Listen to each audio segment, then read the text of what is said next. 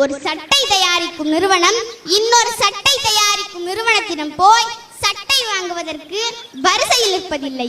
ஆனால் அரிசியை விளைவித்து தரக்கூடிய விவசாயி இலவச ரேஷன் அரிசியை வாங்குவதற்கு ரேஷன் கடையில வரிசையில் நின்று கொண்டிருக்கும் அவலம் நம் நாட்டில் மட்டும் தானே அரங்கேறி கொண்டிருக்கிறது. இரவு பகல் பார்க்காமல் வெயில் மழை பார்க்காமல் உழைக்கும் உழவர்களுக்கு நம் நாட்டில் இதுதான் கதி. விவசாயி வீதியில் நிற்கிறான் என்றால் அது நாடில்லை நரகம் என்று புரிந்து கொள்வி. ஒரு விவசாயி வாழ்கிறான் வளர்கிறான் என்றால் அந்த நாடு வாழுது வளர்கிறது என்று பொருள். ஒரு நாட்டில் விவசாயி வாழ முடியாமல் தற்கொலை செய்து கொண்டு சாகிறான் என்றால் அது நாடு. இந்த பாண்டிய நாட்டு தங்கம் வந்திருக்கிறேன்.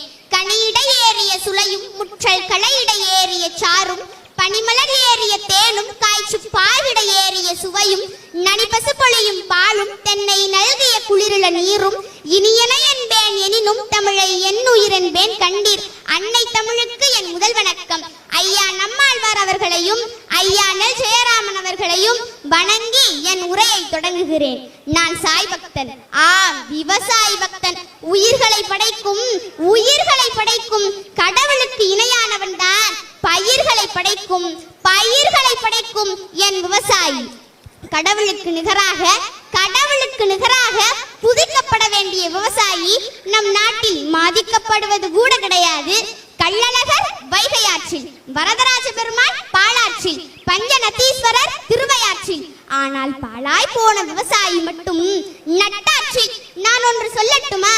ஒரு நாட்டில் விவசாயி அழத் தொடங்கினால் அந்த தேசம் விழத் தொடங்கிவிட்டது என்று அர்த்தம்.